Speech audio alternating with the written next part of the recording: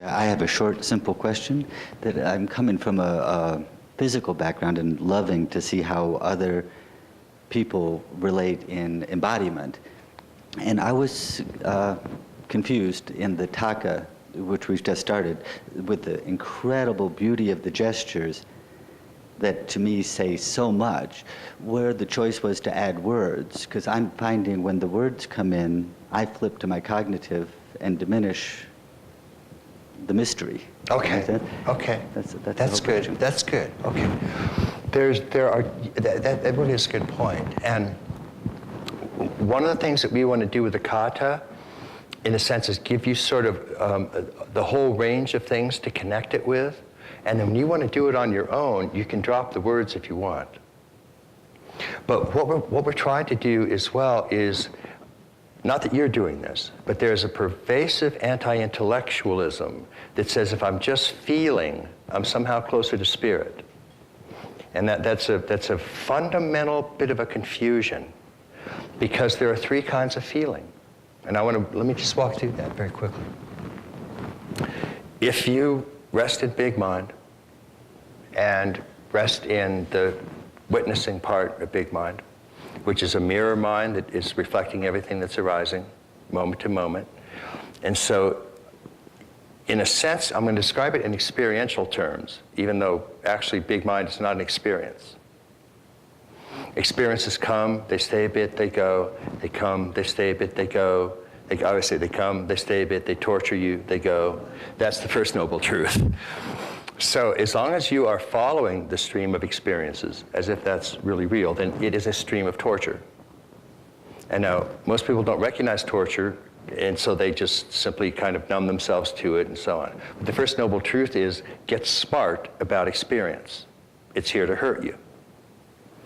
So big mind is the space in which experiences come and go. So if you're in big mind, then you're not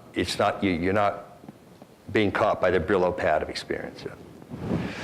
But I'm going to talk a little bit about experience, because some people by experiential are pretty close actually to meaning big mind. They don't know it, but I'm going to even use experiential to make my point. And that is that you can experience, I'm going to give you three kinds of experiences. And the experiences are non-cognitive in that sense. So you can, if you're resting in awareness, resting in big mind, things are arising moment to moment. We'll start with the first kind of experience that comes up. You have a sensory experience. And you can experience your feeling, you can feel, you can be present, you can be grounded in your body. In that sense, you let concepts go, and you simply feel your bodily feeling. Now, if you let thoughts arise, you can actually experience thinking. There is a texture to the mind. And meditation is actually a capacity to feel mental concepts, to experience the mind, okay? So there's sensory experience, there's mental experience, and then if you go into it, into even higher states, you might start to feel states of bliss or openness or clarity, luminosity, and you can experience those in that sense. So there's physical or sensory experiences, mental experiences, spiritual experiences. And what happens sometimes when we come from a culture of physical training, which is not bad, but we get used to actually calling experience only that which is sensory experience. And we cut ourselves off from knowing how to experience mind. And there's a way to experience thinking as passion and luminosity itself. So if cognition, if thinking detracts from your experience, then you're not in the witness. Thinking only detracts from sensory experiences. It doesn't detract from mental experiences. So one of the things that you might want to practice is how can you let thoughts arise and not lose this fundamental feeling awareness. Now, at the beginning, if it's a problem, it's okay. Go ahead and not do the cognitive. And cognitive is it's just a bad term. I mean, it's sort of like, I don't know, tooth decay or syphilis or that's the reputation it has after 3 decades of anti-intellectualism, which is the probably single worst catastrophe to spiritual realization in this country.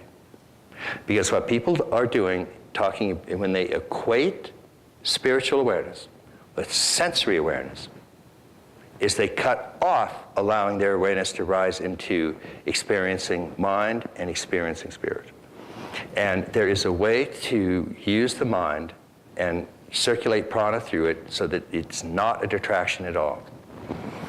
So that's sort of part of what the exercise is to try to do, is to allow you to carry that feeling awareness from sensory to mental to spiritual. And let anything that's arising can do that. But again, it's okay if you want to just, put it aside for a while. And also, so that's one thing I would say. The other thing is, and maybe we don't have quite the right words for it either. So we're continuing to refine the kata.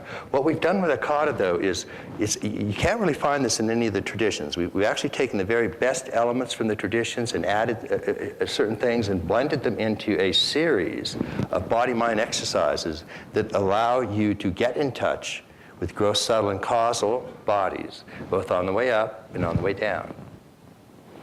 And in particular, what we're going to be doing a little bit later on with